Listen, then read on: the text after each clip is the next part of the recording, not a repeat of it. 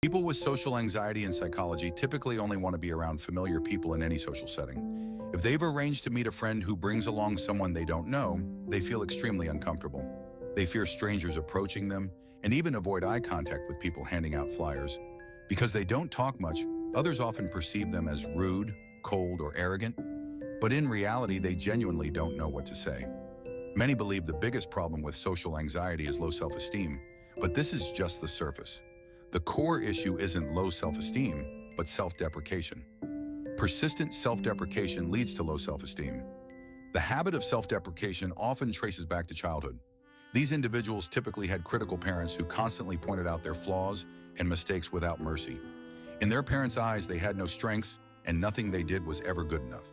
Over time, children activate a psychological defense mechanism called identification. They start believing, "I'm not good enough, which is why my parents criticize me." They develop a habit of putting themselves down and continue this self-deprecation even after leaving their parents and when no one is criticizing them anymore. So what can you do if you feel socially anxious? First, understand the concept of emotional flashbacks. These are disturbing, intense regressions where a person re-experiences terrible emotional experiences from childhood. When we feel afraid in social situations, we're likely experiencing an emotional flashback. We need to recognize our own state, including feelings of anxiety and fear, intense shame, physical tension, and catastrophic thinking. After recognizing these, tell yourself, "I'm experiencing an emotional flashback." Remind yourself that although you feel afraid, there's no danger around you. In this moment, you're safe. You've grown up and can protect yourself now.